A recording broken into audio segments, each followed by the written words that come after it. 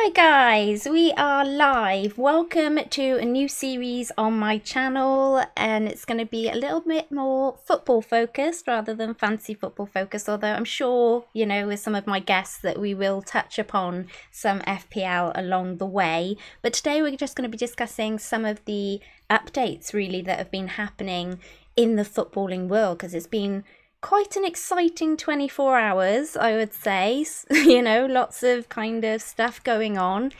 So with that, I'd like to say welcome to Ray. I hope you're doing well, buddy. Yeah, good. Really excited about the topics today. Yeah, good. And we also have FPLFocus with us. How you doing, Graham?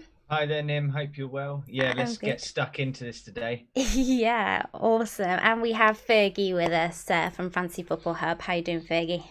I'm well, Nim. A little bit stunned and shocked still, but yeah, looking forward to chatting it through with everyone.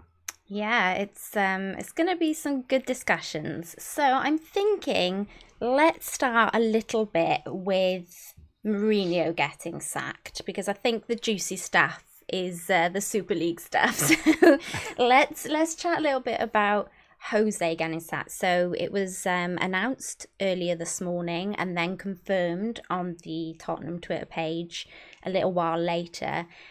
How do we Fergie, you're a Spurs fan, so how are you feeling about that particular announcement today? Well, when I heard the news, I didn't know what to think. My kind of head exploded because I was still trying to get my head around the kind of Super League stuff. So it just seemed like one thing on top of another, and it was very strange because I was just kind of getting to grips with the fact that my club may not be my club anymore, and then on top of that, the manager of that club has been sacked. So at first, I didn't know what to think, but kind of on reflection over the last few hours and stuff, I think you know. I think I'm pleased. I think we needed it. I was really hopeful when he came in with his pedigree, of winning leagues and trophies, whatever he's been. And we've had our spells. I think we've had some really good spells. We've played some good football. We've had some, really good results and stuff. But I do think overall the plan hasn't gone kind of where we want to, where we sit in the league isn't great. I do think there's been some positives. I think he's hardened up Spurs a bit. I think he's turned them into more of a kind of mean, cutthroat sort of results focused more of a team, which has shown in spells, but not obviously not in all results, which is why he's lost his job. I also think he's brought the best out of Harry Kane. We all know Kane is a wonderful player, but Kane has scored, I think, is 31 goals this season. He's been absolutely phenomenal all season. So I do think there is that, and I'm sure there's more things behind the scenes as well. That Spurs have learned from such an experienced, and winning manager. But at the moment, I'm pleased. Obviously, the next appointment is massive. I saw a link this morning with Brendan Rodgers, which I think would be a really good fit for Spurs. I don't know obviously if that's going to happen, but obviously at the moment it's very difficult to get excited about anything because we don't even know what's going to happen with Spurs and Premier League and anything else. So I suppose, Yeah. yeah, that's what I'm feeling at the moment. Yeah. So do you think that Mourinho leaving coincided with the Super League staff? Because there's some kind of news that there was a bit of a bust up about it this morning, kind of filtering through on social media. There's a bit of a bust up between Jose and the biggest powers that be at the club, and that's kind of what caused it, that he wanted nothing to do with it, and then that's how the kind of leaving came about. Do you think it's because of that, or do you think really this was always going to happen and it's just coincided with the Super League stuff? I would like to think that it's coincided. I can't see Mourinho not taking training this morning off the back of a moral sort of a decision. He's been in the business long enough. He knows that business is business, and these things happen. So I would like to think that it wasn't motivated by Super League, but on the same note, I'm very surprised that they've done it a few days before a cup final, which is very, very strange and kind of unheard of. But then I suppose as well, if you look at that fixture that is coming up, they may be without Kane. They've been awful. I wonder if the Spurs board just thought, if you look at that game now in isolation, we're probably going to get tonked. Whereas if you go into it with a completely fresh a perspective, Man City are not going to know what to expect. We might get tonked, but actually if the players play with a bit of a newfound sort of freedom, they may actually be able to pull something out of the bag. So I think I'd be surprised if it was to do with the Super League, I've got to be honest. It's an odd one, isn't it? Because if you lose, it would have been the perfect opportunity to get rid of Jose, I guess, in that respect. Yeah. But at the same time, I think if you'd won, then it would have maybe looked odd sacking him. So maybe it was the time, I guess. The rest of us here are Arsenal fans. Fergie's kind of surrounded by Arsenal fans. But Ray, any thoughts on the Mourinho sacking? How do you feel as an Arsenal fan on that? So when he got the job, I think it was kind of like his last hope, I think, for... Okay, let me go back. I think the clubs he kind of managed were more the elite clubs of expectations and having, the reputation of winning trophies and kind of being the big powers in their, respective countries. I thought Tottenham was his opportunity to take a giant who really are aiming to be at the upper echelons of the game and create some kind of dynasty, which he's never really been able to do in any club he's been at. And I wrote a piece on it and thought like this was his last opportunity for him to do that. But the last thing he can do is call out players publicly, which he never done on his first spell at Chelsea and Inter Milan, where he probably got his most success, and Porto, obviously. And he did that at Man U with Shaw, he did it with Pogba, and there was only ever going to be one winner, and it wasn't going to be him, apart from his pockets, obviously, when he got sacked. And at Tottenham, I thought, beginning of the season, absolutely phenomenal. I mean, for me, he transformed Kane into this incredible false nine stroke 10.5. He's the best player in the league right now for me, the way he's performing. Absolutely phenomenal. But then he cannot help, I don't know what Spurs fans think, but he can't help himself, can he? He just can't help himself. It's just his DNA, it's the way he's wired, he makes it about himself, Tottenham lost against Manchester United, I thought deservedly. He made it about, well, I'll always feed my son. He never really takes it by the scruff of the neck and says, yeah, we did not perform, let's improve. And it's been happening for the last 2 or 3 months. He's going back to his kind of gnawing ways, getting bitey. The man that first came into the Premier League, I absolutely loved, and now I really despise him. And I know a lot of Spurs people who are friends of mine and family, and all of them were very disappointed about Jose just reverting to type. So I think it was a matter of time. I'm not actually surprised about the sacking coming this early, because I agree with Andy 100%. There's nothing like a fresh face coming in. Remember what Tim Sherwood did? He galvanized Tottenham to a point where they almost qualified for the Champions League. He kind of got Adebayo back up to a really good standard when he was at Tottenham for a while. So I could see Tottenham pulling. There's a flashback. I could see Spurs actually pulling something out. Man City aren't in great form at the moment. Let's be honest with you. Overall, they are struggling. They were well handled by Chelsea, I believe, and Spurs have the quality to be able to defeat Man City on any given day. So I didn't fancy Tottenham at all. If Jose was there, I thought they'd get tonked actually, but I really feel Tottenham have a good opportunity. And Nim, the point you make is quite good actually, that if Tottenham won, be a bit awkward really to suddenly sack him. Yeah. Also, a cup. Bye then. Thanks. But also Spurs are only 5 points off fourth. And they have a favourable fixture list on paper at least. So I think whoever comes in will galvanise the team. I never thought Spurs were out of the running for top 4, and I think the likes of Harry Kane, the likes of even Bale maybe, who will start to get games, it could galvanise them and make a really good run at the end of the season. So I actually think it was the right call, even though it was a really weird time. Yeah, no, true. Graham, do you think this helps or hinders Arsenal in any way with no Jose around? Hopefully he doesn't come knocking on our door. We'll make do with with Arteta for the moment. No way, Jose. No way. Yeah.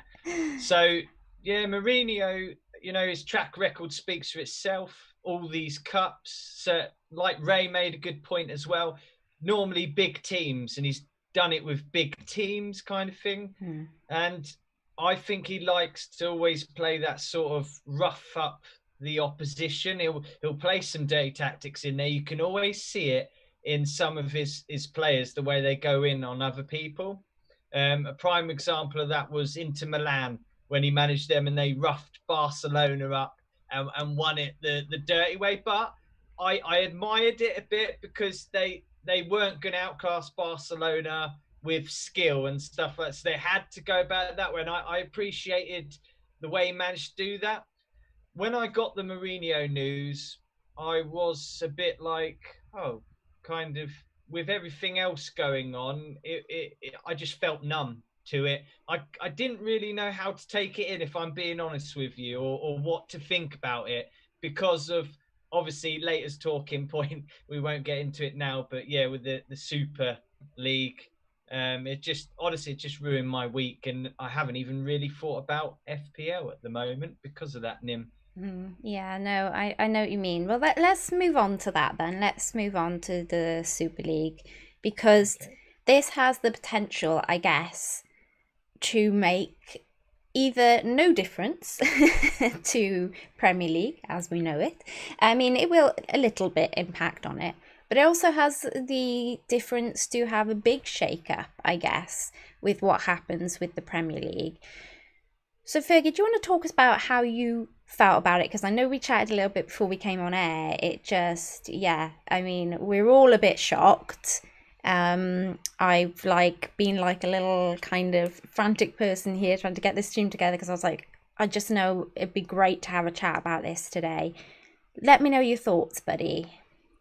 Well, yesterday I had a text of a friend, and he just said, what do you think? And to be honest, I dismissed it out of hand almost, because I thought it's one of these things. If it does happen, it'll happen in 3 years' time, and and when stuff like that's announced, it generally changes and evolves, over the years anyway. So I dismissed it out of hand. I did a live stream last night on the Fantasy Football Heaven 9 till 10, and I recorded Line of Duty. So I watched that from 10 to 11. So it wasn't actually until I finished that. Small plug there.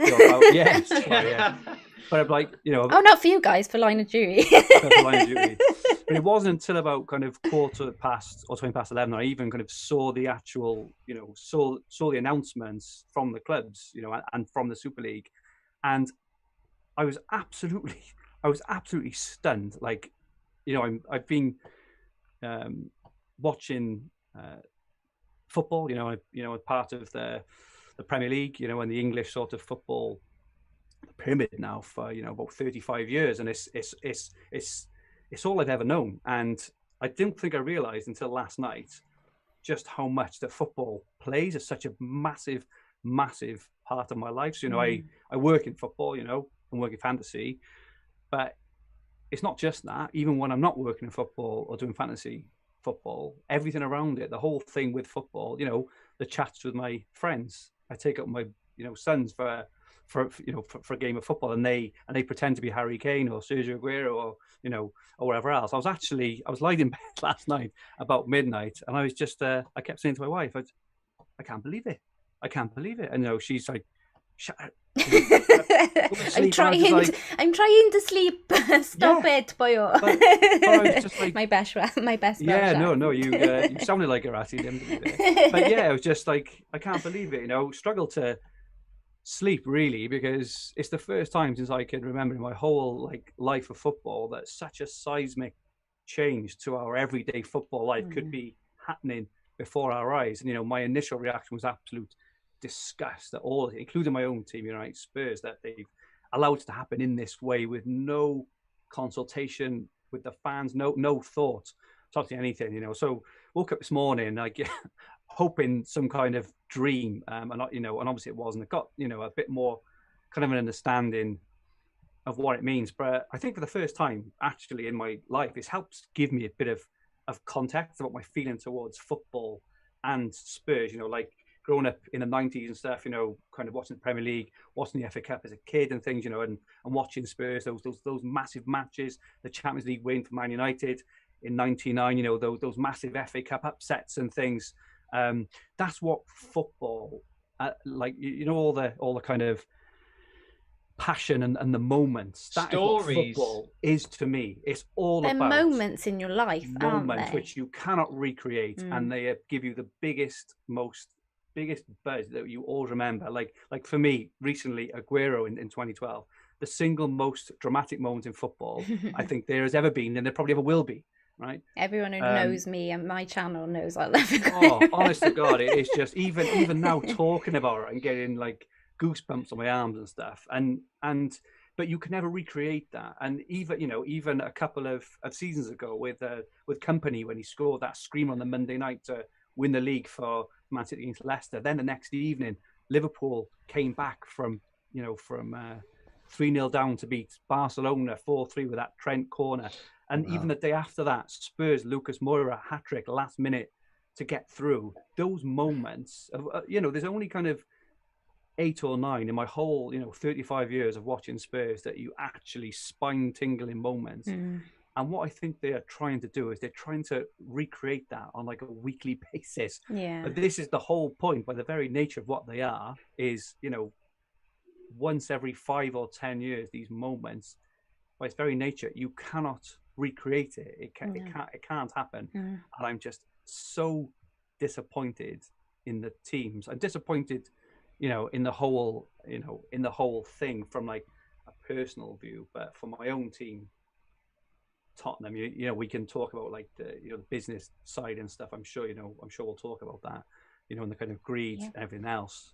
But from a personal view, I love football based on, I love Spurs based on it, on them being part of a wider experience of English competition with like-minded clubs and fans, like yourselves for Arsenal. You have the same feelings for Arsenal as I do for Spurs, but that's what makes it all amazing. And without competition, it is absolutely meaningless. And and I kind of wrote this earlier, and I was thinking about it, and I was thinking, Spurs have been awful for years, right? I've never really seen them I didn't want to say a really good patch. I've never seen them win the league, right? But that feeling of when Spurs beat Arsenal 3-2. Apologies about this, guys. I'm using that example, right? Right, that'll be the stream. I know I'm off. But that those like one-off moments, when Spurs used to beat Man United or Liverpool or Arsenal, and the absolute ecstasy. I would rather that, right, than win a completely passionless, self-serving super business league.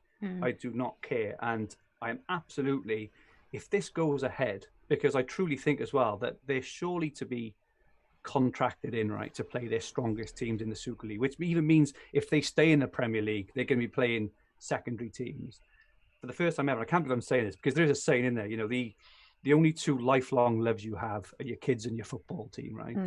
But this morning, I really think I felt out of love with my football team, and I will not follow my football team if it goes ahead as planned, because they have shown such disdain for the whole history of the Premier League, the history of football. Everyone, in Spurs history, everyone in the Premier League's, in the English games history.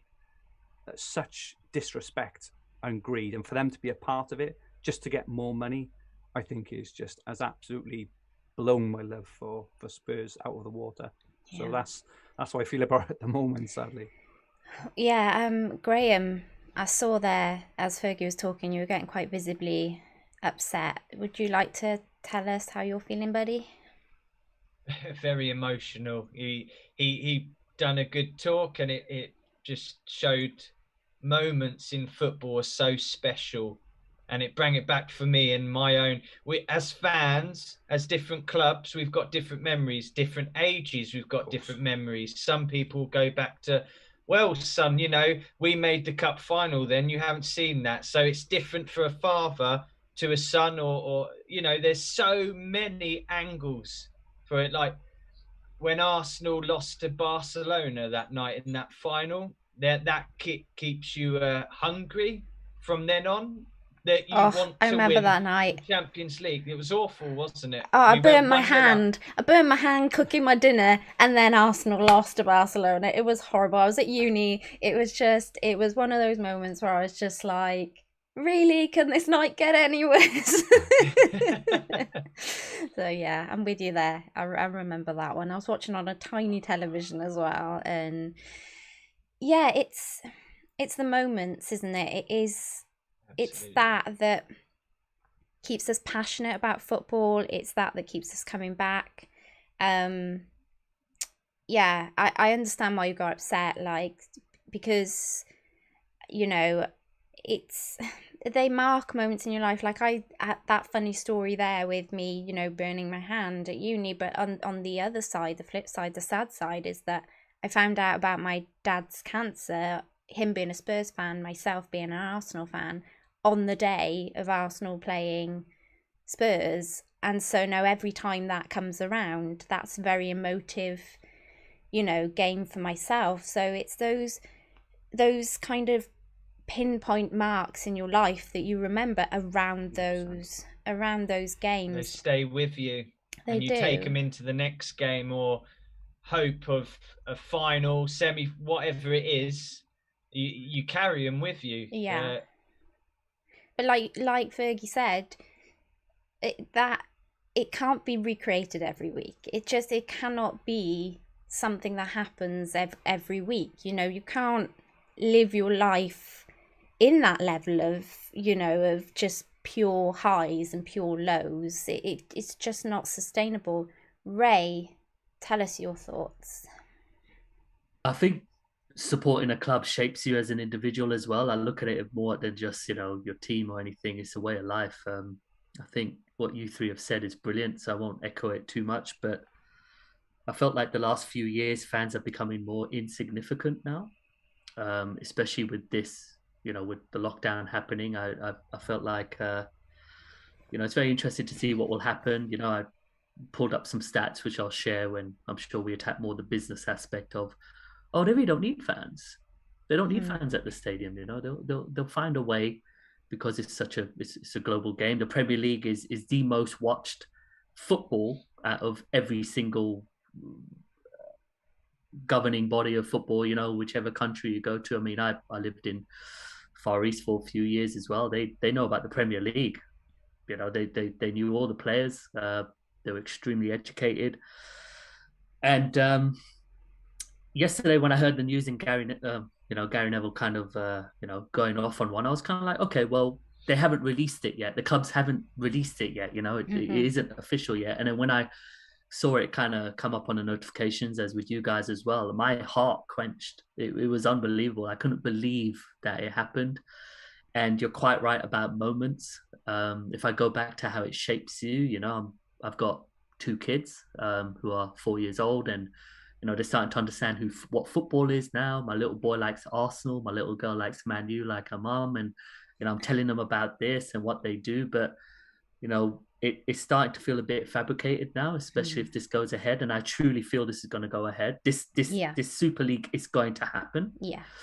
And it's just, I sent out a tweet yesterday that, I've been following Arsenal for 28 years. I followed Ian Wright. I mean, sounds so cheesy, but it feels like shit. You know what I mean? It feels like nothing. I mean, one of the best moments of recent memory for me is when Ramsey scored the winner against Hull in the FA Cup final, and we hadn't won a trophy in 9 years. And I remember running around outside the complex in Vietnam. They're not knowing who the hell this guy is. I'm not Vietnamese. I just completely ran around shirtless. Fergie, wink, wink, inside joke. Back then I was in shape. So it was all right. I could do it.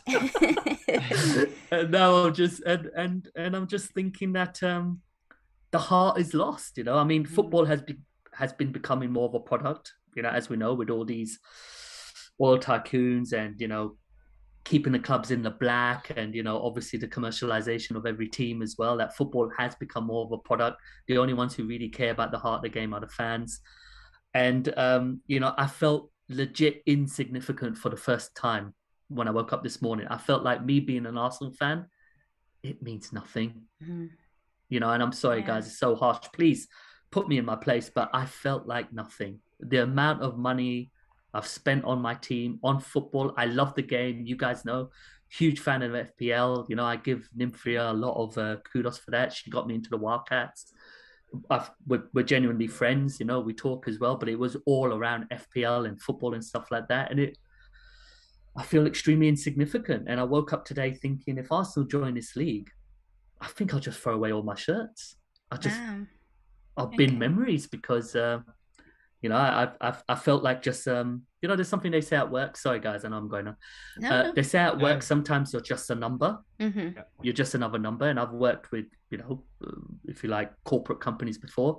This morning I felt like just another number as an Arsenal fan. Number 72,042,000. That's just how I felt. So when you're like in a job, and we've probably all had good jobs and good bosses, and bad jobs and bad bosses. And to me, the definition of whether you've got a good job or not normally is dependent on whether your boss values you. I think that's they kind of show you the value or not. I think that, and that is generally my experience. Where I've enjoyed working, I've got a good relationship with my boss.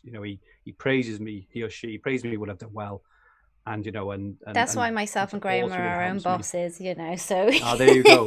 But conversely as well, when you're made to feel like a number, you act like a number. And that's and I think to your analogy, Ray, I think you're absolutely right. Is like, I think woken up this morning, but let's be clear, it's just a business owner's right. I think it's really easy to kind of look at the managers or the staff or the players and be like you, but it is the business owners. They have lost a combined 1.2 billion pounds or euros over the last year.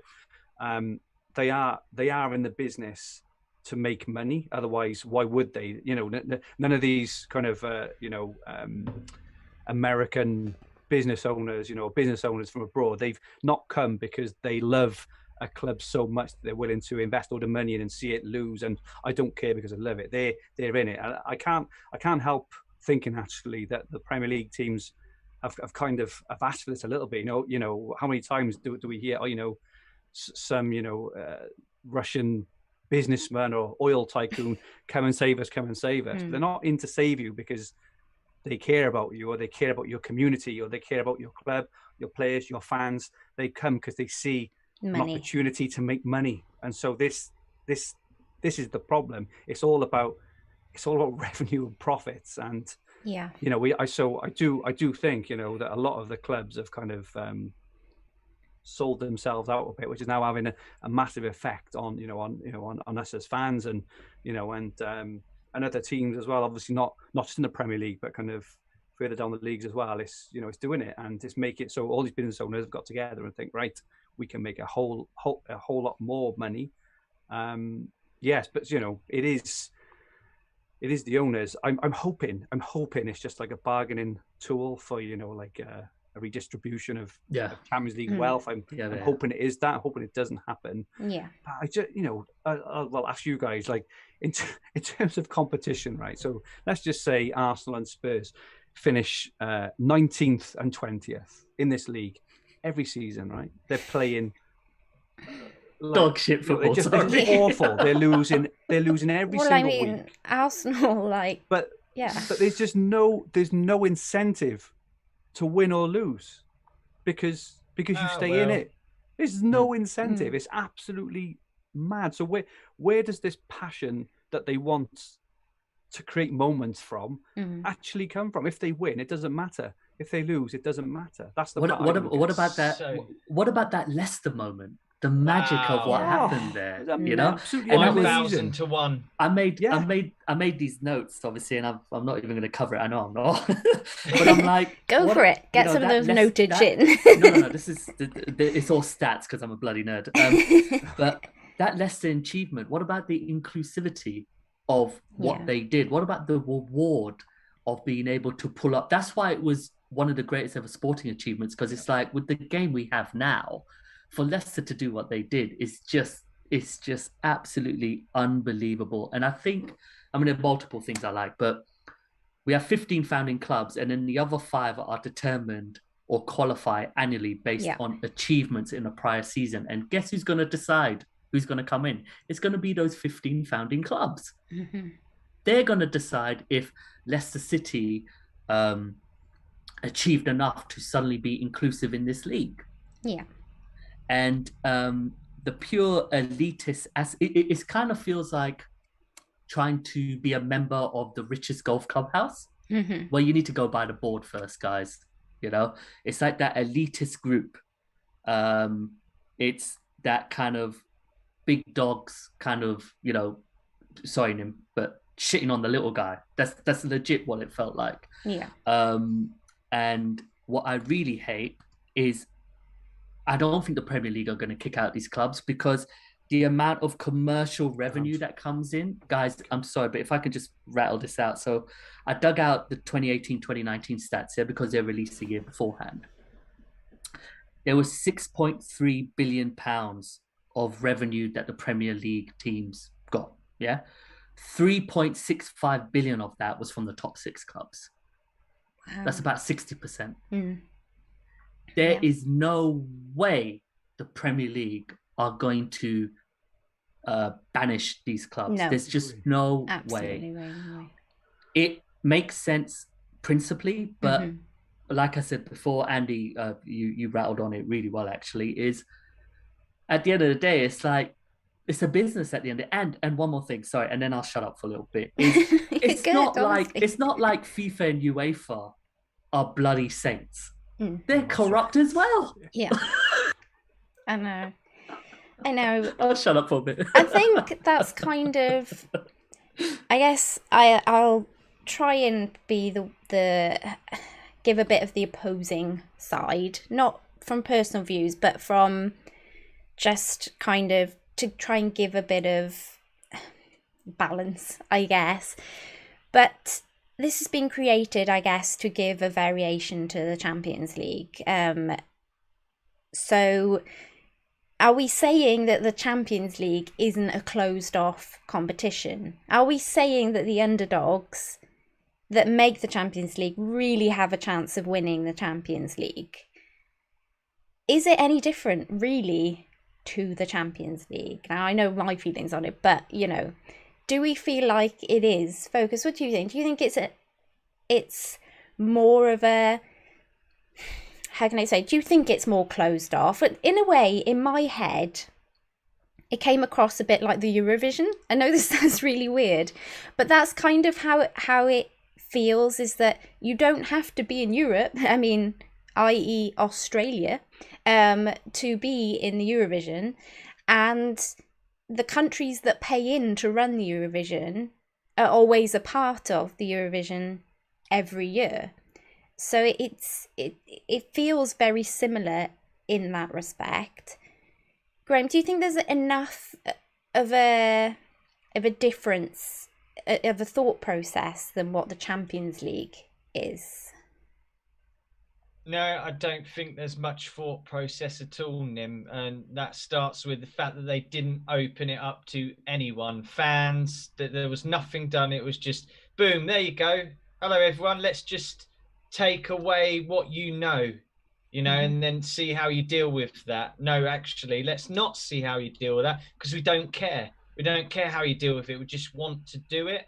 And then UEFA obviously I'm just upset, stressed. I think we dropped out for a second, but oh, did we? It says it's back again, so hopefully okay. It's okay. we are back mid passionate rant. And yeah, I just think it's disgusting. Gary Neville, as soon as Gary Neville done that video, he really highlighted and made me think a lot of valid points and reasons why it is disgusting. In the middle of a pandemic, doing what he's done. Yeah. What they've done, sorry, not him. I'm talking about Gary saying him, but yeah, what they've done as a whole, they're just going for it, just very selfish, pure greed, all about money, obviously. with the Cronkies, the Glaziers. I think fans of Liverpool and Arsenal have all known that for years, that that's what they're about. The Americanisms in the game, making it into NFL, trying to make it like that way, franchising. It's just there's no respect for the English game at all. We know that it's a business. Business can be cruel like that, can't it? It could just be, let's do it for money. And that's what business is about, basically. But it needs to stop. We need, I suppose, English owners that have a respect for the English game, the English heritage, the way that it was founded, with the football pyramids working up from grassroots all the way up the leagues. You know, I could go on forever, but it's just disgusting what they've done, basically. I think. Oh, sorry. No, that's fine. Right. That's fine. And just one more thing, West Ham. You know, they're about to get into Champions League as well. There's so many avenues for so many different fans and supporters. There's different reasons, but as a whole, as a supporter of every club, everyone will feel the same. We've seen it anyway. What people feel. I'm gonna have to. Yeah, you go ahead. You go ahead, guys. Ray. Thanks for that. I'll try and calm a bit, be a bit more constructive somehow. So let's say in 2 seasons' time that, okay, guys, it's happening now. It is what it is. Okay, the top 6 will stay in the domestic leagues. Champions League is, I don't even know what it will be. But when it comes to broadcasting rights, you don't think Sky and BT are going to bid for that? Yeah. And BBC try and get something in. Business. So look, so I understand all of this emotional, I don't want to say irrational, but emotional reaction to this. But once everything settles, and we're still angry, obviously, life is going to go on. Yeah. Sky or all these broadcasters are going to apply. They're going to try and get it. They're going to try and fill their nugget, because the amount of views, would people rather see Arsenal versus Burnley in Nigeria, or would they rather see Arsenal get trounced by Barcelona? They'll obviously want to see Arsenal against Barcelona. Not us, obviously. I'm going to say Arsenal, obviously. There's that avenue. There's people like me that won't support Arsenal again. I'll just watch England and I'll be done with it. There's other people tweeting and saying, come and support, a lower club, which actually respects the supporters and fans. That's fair enough. If people want to do that, they could do that avenue as well. There's your avenue as well, which is basically, Ray, go along with it and let they're going to bid for it. It's going to carry on. Things are going to carry on. We're going to have to either suck it up. I think it'll happen. The machine's going to carry on, and there's no way the players are going to boycott, because you imagine the amount of money that's going to be pumped into it as well. I think it's going to be a share of $3.1 billion or something like that. Yeah, it's a lot of money towards the specifically 15 teams and a little bit on the 5 teams that have qualified to be in this league. But one of the things, sorry, I'm looking down because I'm reading the notes, and crying, is the German clubs got it right, because 51% of German clubs are owned by the fans, so it was never going to be a yes anyway. And which I think is absolutely incredible, especially someone like Bayern Munich. But I still think back in my mind, this is like a hugely extreme power play, because there's 3.3 billion pounds that I think UEFA received from the Champions League or something like that. I think revenue, somewhere along that. And the big clubs want a bigger piece of that distribution. Now, this is a huge power play to do that. But there's definitely some other questions, and I've not looked into it, so I'm not going to. I think Barcelona are demanding 50, aren't they? Something like that. Barcelona and Real Madrid, they want more than anyone else, apparently. Exactly. As well. Exactly. And so I can see it as a huge. I think there's going to be some kind of negotiation happening of some sort. It's not just going to be, right, you're out, this is happening, that's it. You're going to get everyone around the table. It's going to have to be, hasn't there? There's going to have to be some kind of obviously contingency put in place. But guys, just reading all this, how scary is this? I never thought this was going to happen. I know that there was at one point this afternoon where I sat there and I thought, will there be FPL next season? Like, I genuinely thought, do I have a business going forward? Will I have a job going forward into next season? Because as we look at it at the moment, if the Premier League stays the way it is, right, we have no top six. Norwich. We have Aston Villa, Brighton, Burnley, Crystal Palace, Everton, Fulham, Leeds, Leicester, Newcastle, Sheffield United, Southampton, otherwise Kurt will tell me off, Southampton, West Brom, West Ham, Wolves, and, as Focus said, Norwich. If that goes on ahead without the big six, are people going to want to play FPL? Are they going to be interested in playing Fantasy Premier League with those teams in the league? Will you guys still play fantasy football if they're your only teams that you can play FPL with? Do you think, Fergie, would you still play it? I will, because it's my job. But Yeah. but like regardless of that, yes, I think so. But I do want to say first, I don't think there is any chance that those 6 teams won't be in the Premier League, because the Premier League without those 6 teams is just not. They can't afford not to, can they? They can't afford not to be in it. It's not a product, and if you think the star attraction. So why would Sky Sports and BT Sports pay all these millions and billions, whatever it is, to watch the actual star attraction game would be West Ham versus Everton. Yeah. That is their main game. Mm-hmm. But they will have all these games then. Norwich and West Brom, Brighton and the big six, whoever. Right? This is it, and it hasn't got it. So the Premier League just cannot afford to let them go, because it will not be even like a Premier League anymore. So I don't think that it will happen. I think on Ray's point, that there'll be all these round of negotiations. Yeah, and I think. Court, but I personally think that they will find a way around it all, and it'll be fine. I think the only thing which might happen if the Super League does go ahead is that they will have they'll play their secondary teams in the Premier League, which isn't good for the Premier League. But in terms of fantasy and FPL and stuff, I think that I think the game will go ahead. It's obviously it's maybe not going to be as popular as before, obviously because of the global reach of all these teams, which is why they hold all the cards, right? And this is the whole point, is they know they hold all the cards, which is why they don't mind being threatened with all this stuff, because they know that the Premier League need them more than the other way around now. They hold everything, so I don't think it'll happen. But personally, I think it'll be fine.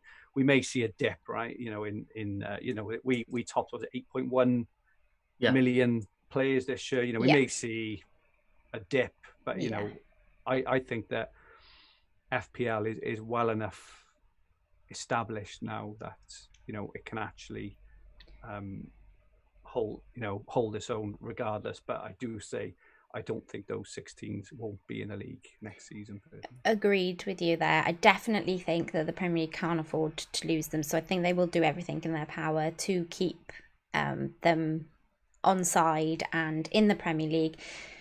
So with that, I think there will need to be some negotiations, because if the top 6 are already in this Super League and we're in a situation where it's mathematically impossible for somebody to then win the Premier League, in terms of the Premier League, there's then no real incentive, I guess, unless the Super League are going to come out and say that if you come in the top 4 or 6 or something, we will, consider you. If they're even allowed to say that legally, I don't know.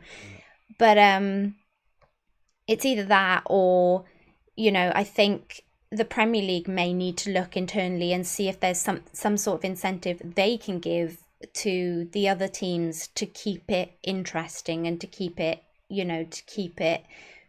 like them fighting for something other than just, whether that's a playoff cup for the 2nd and 3rd place, or just something that will keep that incentive going.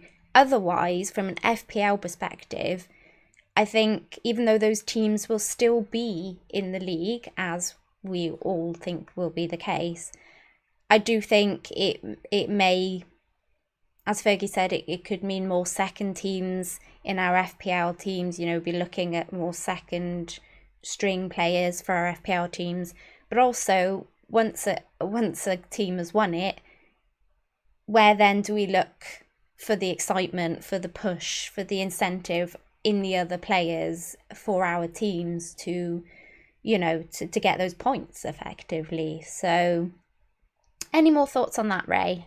No, just I'm day by day. It's gonna be very exciting. Isn't it, there's something breaking every moment, isn't there? Because go on.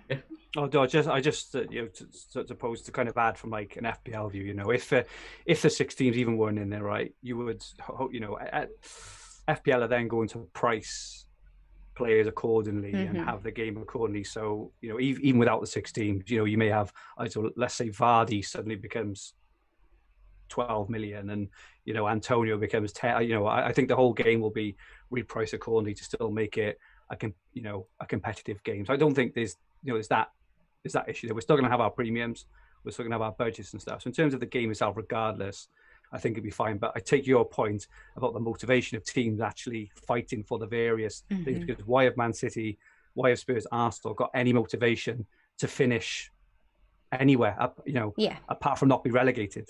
Because they know they're in the Super League in the midweek. Yeah, I mean, like this year, for instance, obviously we've had Europa to play for, but if we didn't have that, I mean, for Arsenal, I'm just thinking, what would we be doing right now? Exactly. Would Arteta have literally just gone, let's just forget this season now and let's just start playing this player, let's start playing that player, and let me see if I can build my team for next season? Do you know what I mean? And then from an FPL point of view, we'll be sat here going, who's that player?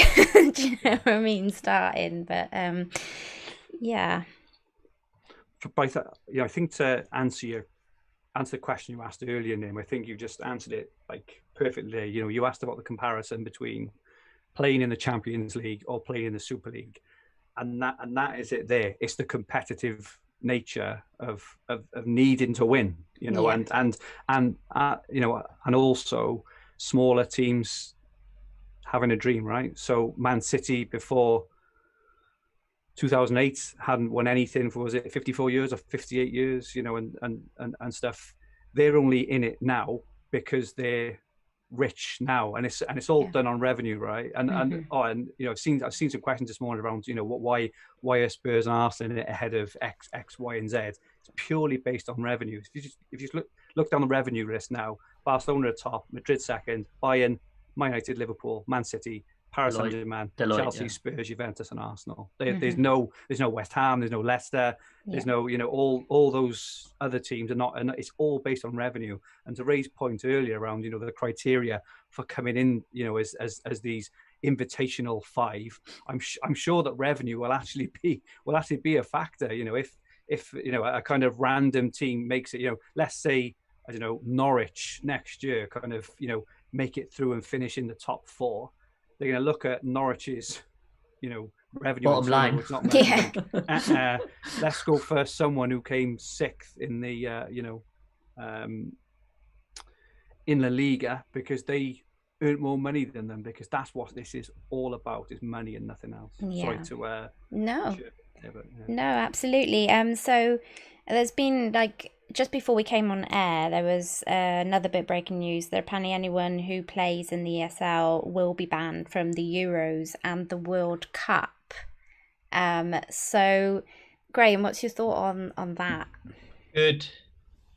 Okay. That really is.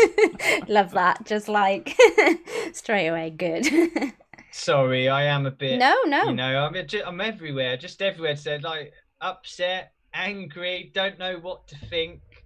Don't know what the future holds. Like you say, with us content creators, we'll have to change what we do. Will we have as much passion in how it's going to be? What are we going to get? There's so much unknown at the moment, Nim, and it's just, it's just tough time, my dear, tough time.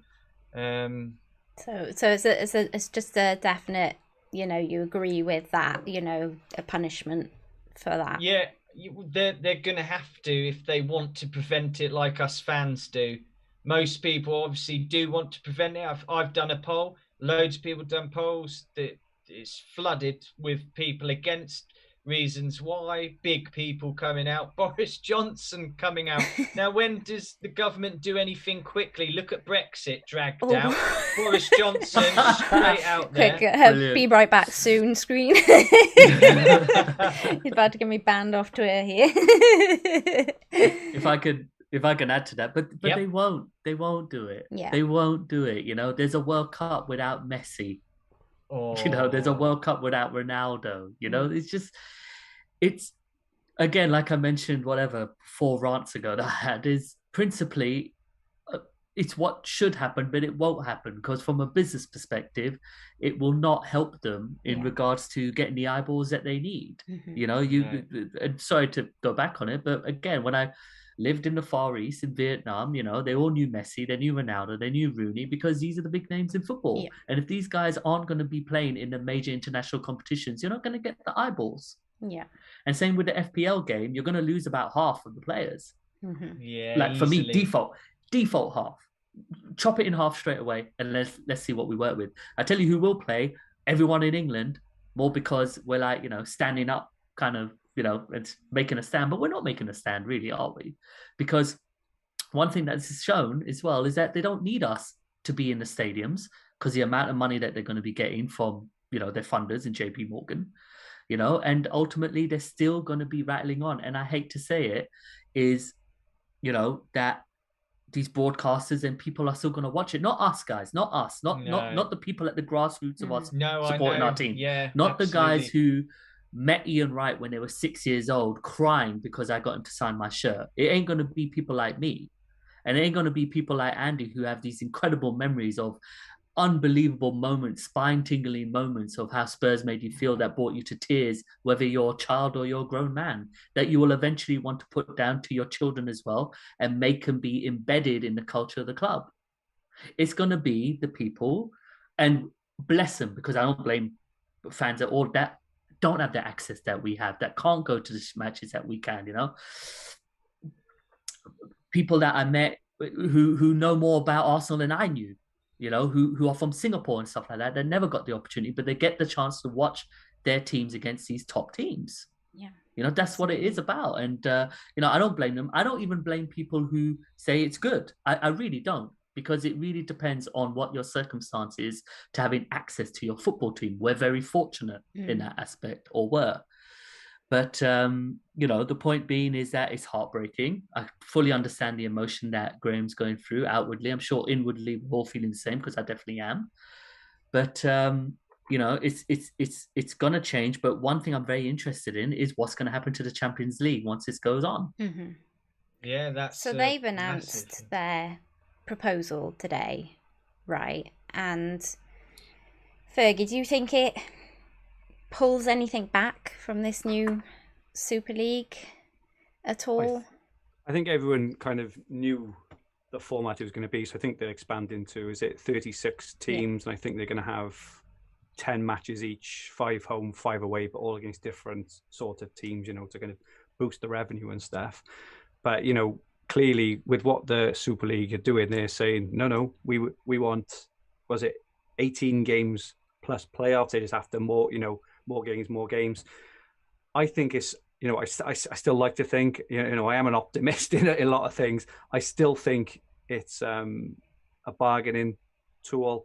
And I was listening to Simon Jordan on TalkSport this morning. I'm not a TalkSport fan, by the way, but it was the only thing on the radio that had the, you know, kind of wall-to-wall sort of commentary. And, you know, he does know his stuff, and he spoke very well.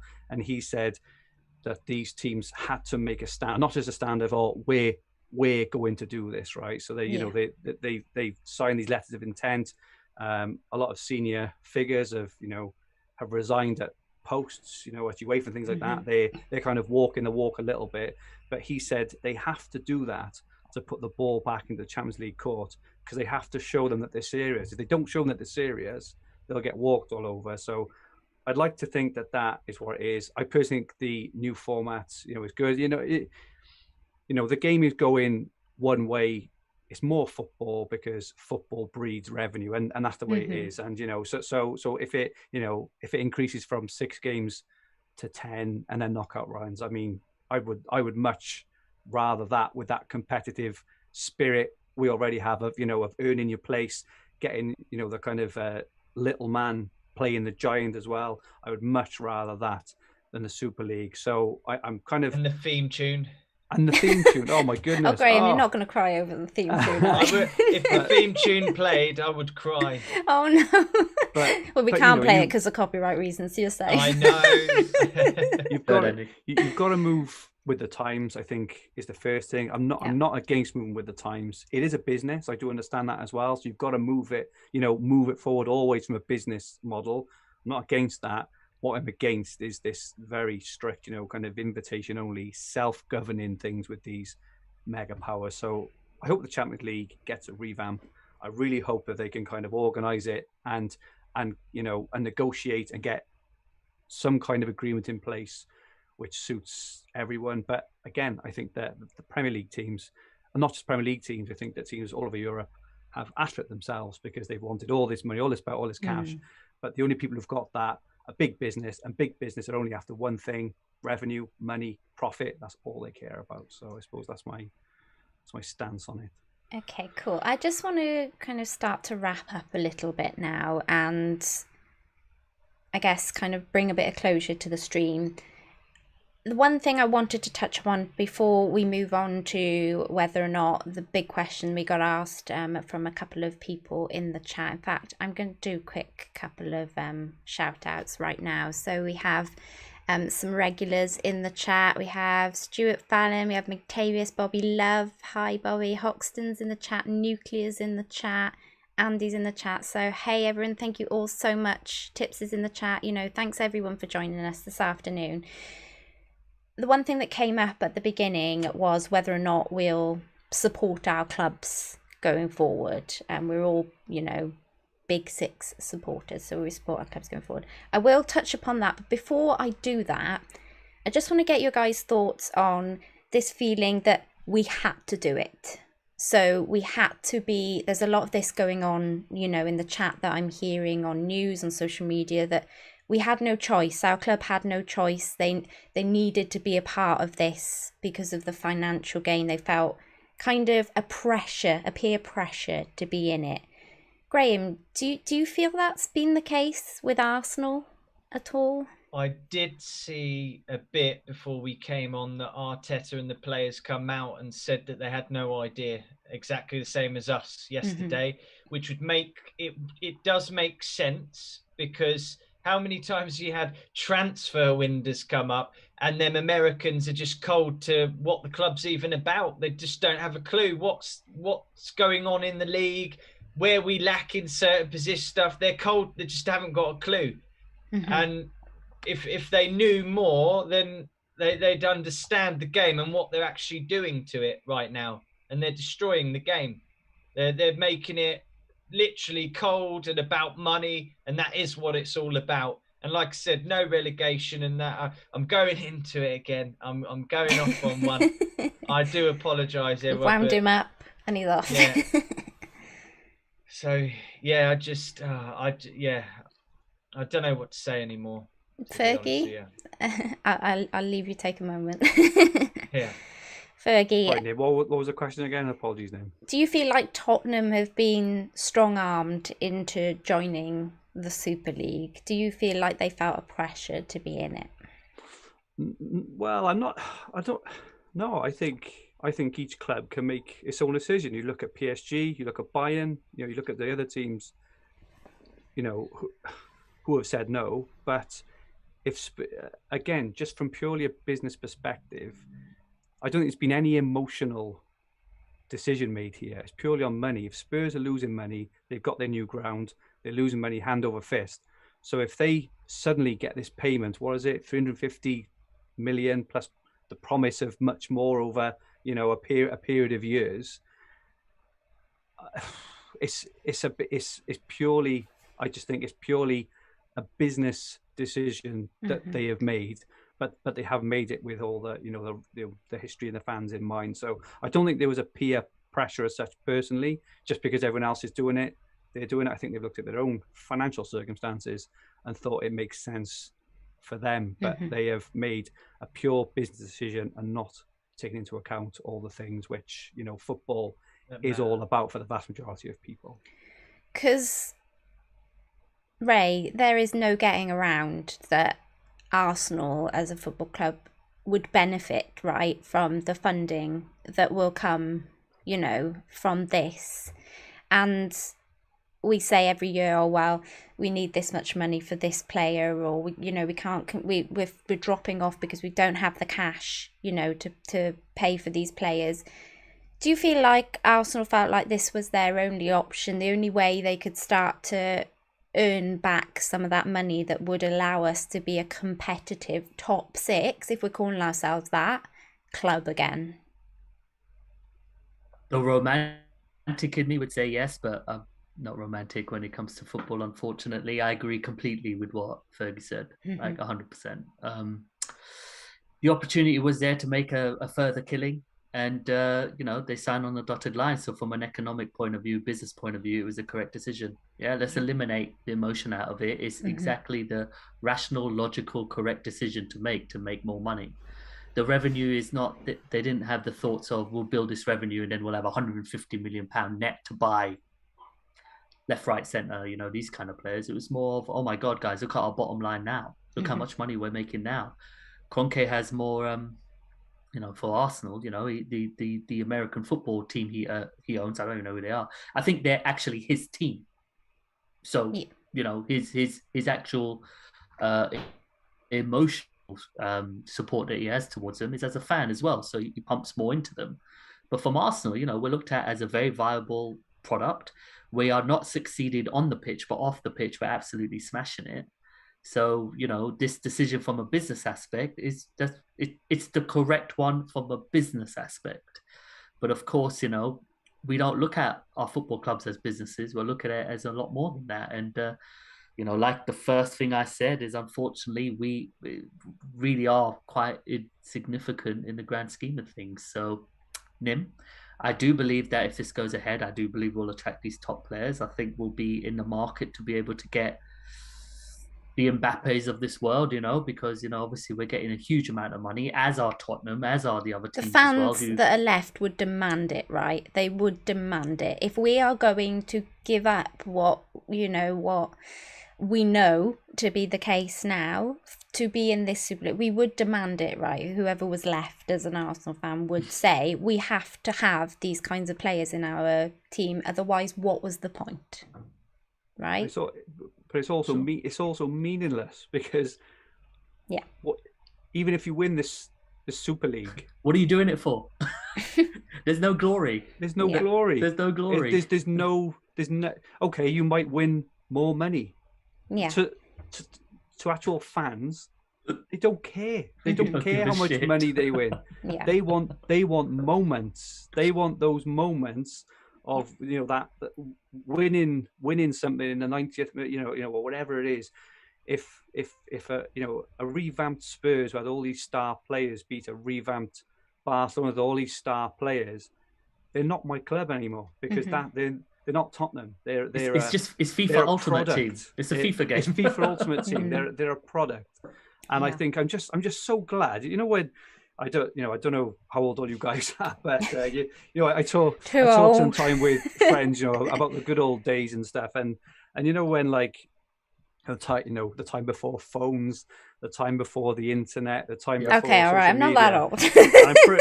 I'm pretty sure Ray's waving, but I'm pretty sure that we can, those memories are like just amazing, of playing out in the streets, with the dark, in the dark with the lights on, no phones, no texts, no nothing. Yeah. And I look back at those exactly that, right? I look back at those so fondly, because that's what brings you up and kind of makes you who you are, right? And I'm just so glad that we got to experience true football passion now, because the next generation, like my kids, maybe and the kids after that, it's just a product. Yeah. It's gonna be so hard to get that real community spirit and passion that you feel for your team and your club because you know it's just a business and it's not a club who cares about his fans or looks after anything. Jurassic Park, isn't it? Basically. Exactly. You know what? I'm so happy you mentioned that, because I always say to my dad, I wish I was a fan in his era of football where it meant something. Oh, even more, 100. I said to him, 100%. the balls themselves are, when you leather them, they don't do all of this. They stay. Yeah, they hurt. I said to him that when they kissed the badge, they would kiss the badge. When Tony Adams would kiss the badge of Arsenal, he meant it. He meant it. Exactly. And, I'm just glad that we got to experience it, before it goes. Similar before to, it was too late. Similar to not having phones, and not having bloody WhatsApp chats is the bane of my absolute life. I can't stand WhatsApp chats. It's forever, before all that. I just.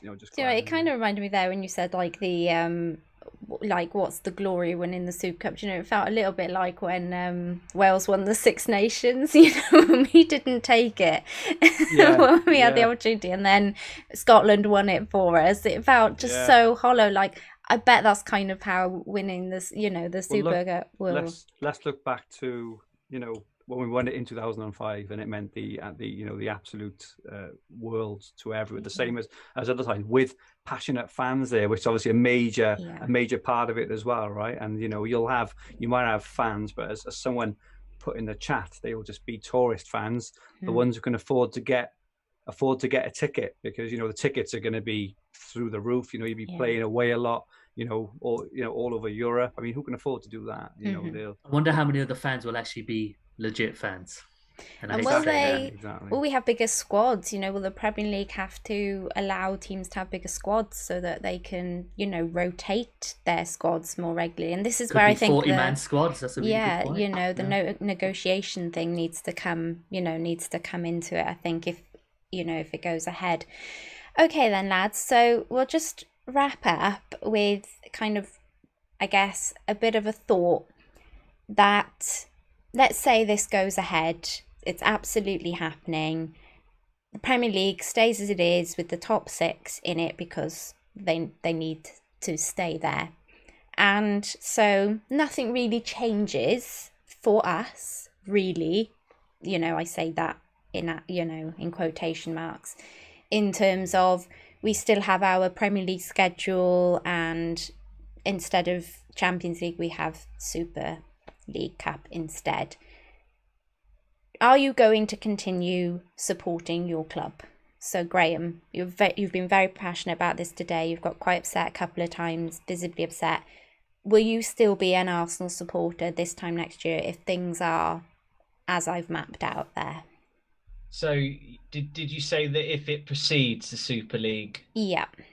Yeah, so if it proceeds, then what I've decided, because full on, very passionate, quite clearly I am, and I'll stick by my guns, and the greed, I'm just absolutely disgusted by it. Just disgusted that there's no way that I can allow myself to follow Arsenal that way. Thank you for the memories. I'll always have them. But up to this point of the Super League starting, I'll keep them memories, remember it for what it was. If the Premier League's still going with your Burnleys, etc., keep an eye on it, but I won't be supporting anyone. So even if Arsenal is still in the Premier League, the Super League hasn't replaced the Premier League, hasn't taken the teams away from it. If Arsenal's still in the Premier League, you still won't support them just because midweek they're... Sorry, I misunderstood, Nim. That's okay. I thought you meant if Arsenal couldn't play in the Premier League and went to Super League, but you mean went to Super League and still played Premier League. Yeah, because the initial proposal is that it just takes the place of the Champions League effectively. So let's say the Premier League allow them to continue, that there's a negotiation that happens. Arsenal still in the Premier League next season, but they play Super League during the midweek instead of Champions League. Would you still support them? It's a tough one. That really is a tough one. I'm not 100% sure on that. Okay, to be honest with fair. you, I think I'm a bit wounded by it all. Mm-hmm. So it would take time to analyse and really think what is the club about in that kind of position. I mean, I understand, like everyone's, like Ray especially has mentioned, with the business point of view, it makes sense. But yeah, I just mainly I feel like I'd just go to England and just watch England play in the Euro every 2 years, the World Cup every 4 years, and have that as my football feast, you know. Even then, you might not have your players that you know. Yeah, no, it's true. That you're Players used to playing. So exactly. Fergie, what about yourself? The way I'm thinking about it at the moment, I'm kind of thinking about it as if, like, you know, your girlfriend or boyfriend in your thing name kind of have cheated on you. I think you would never have the same relationship that you once had, if you see what I mean. I think it's kind of that thing where you're always not, you never look at them the same way. And I think, like, even if, you know, I looked out for Spurs, you know, and even if they, you know, they went on a good run, they signed some good players, they got, you know, a manager and a team in place which was really, you know, passionate and for the club and try their best. If they did well, I think it's always that thing in the back of your mind, is that trust, you know, that trust issue, like, you know, like you say, if you had an ex who cheated on you, sort of thing. So I think that's how I feel about the moment. I mean, we're only a day in, right? You know, obviously in a few weeks or a few months things can change, but tune in next week for more discussion. She's a goner. Ray, what about yourself? Oh man, it's tough, right? I mean, Arsenal are part of my life. I mean, it's just how it is. I can't just let it go just like that. I just can't. I know how I am as an individual. Nim, you know, I'm a huge Arsenal fan anyway. Oh, mate, I'm with you. I cannot see myself disowning my football team. However, I think Andy's analogy is pretty much spot on. But at the same time, how many times, and look, this is me being very cynical and maybe I'm being trash, but how many times have I thought to myself, God, I'd love all that money Man City and PSG have. Yeah. And we could spend that money and buy this, that, and this, and we might have the opportunity there. So the glory hunting me, we could put a question mark around glory in air quotes, but you know, a part of me would love us to be able to compete with these teams, but the way we could possibly be doing it is just a cut or a cheat, as Andy so eloquently put it. So I wouldn't stop supporting my club because I know how I am. However, quite right, Andy. I can never look at them or trust them in the same way I did previously. And I will forget all those glorious memories I got from that girlfriend lover until they cheated on me, because all I'll ever remember is that cut that they put inside my heart. Oh, yeah. I mean, I think I'm kind of with you. I'm still processing it a bit like Graham. I think I still need some time to really kind of let it sink in, let the dust settle, let them, you know, because there's still going to be loads to come. Yeah, there's still going to be loads of news to come. So we're in the very raw stages of this at the moment. And yeah, just the thought of having to not be an Arsenal fan, despite the fact that the last few years haven't exactly been the best, it would be easy right now to turn around and go, all right, cheers, thanks, bye. Because it hasn't exactly been the funnest thing in the world to be an Arsenal fan the last few years. But I'm with Ray. It's very hard just to say, I'm done, I walk away, you know. It seems as, you know, that he's on it. To be honest, football is ruined. My first match was Shankly testimonial. The roots of football have been severe, you know, have been severed. Probably will walk away from the sport completely. I mean, I can't imagine football not being in my life. Like, it's my passion. Like, it's the reason why I gave up, you know, a business, like a thriving business, graphics business that I had, and walked away from it to do football, you know, because it's my passion. And I can't imagine walking away from football yet, or Arsenal. Yeah, I am with you guys in that I feel sad and upset and annoyed by this kind of grief and this greed that's these people want, these owners want. So I think it's going to be very interesting over the next few weeks. I think I want to kind of just process it a little bit, I think, before kind of going, oh no, I don't want anything to do with it, or I think I need some time. I need a break. I need to go down the shop for a pint of milk and think about this relationship a bit more. So with that, guys, I want to say a massive thank you to you all for joining us. Oh, thank you, McTavius, just coming straight in there with the super chat towards the end.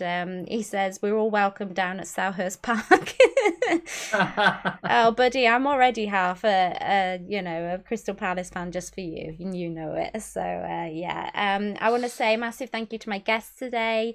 Do make sure you go and check out FPLFocus's channel, Ray Kurashi's channel, and make sure that you go and check out Fantasy Football Hub as well, where Fergie resides regularly. And please, if you are enjoying the content, or you have enjoyed the content on the channel today, I know it's been something completely different for me, it's not been FPL focused, then please do hit the like, share and subscribe to the channel, because it means an awful lot to me. And yeah, it might be something that I do a bit more of next season if you enjoy it. So thank you all so much. So bye from me, bye from Ray, Bye. bye from Graham, Bye. and bye from Fergie. Cheers, bye. Bye guys, catch you all soon.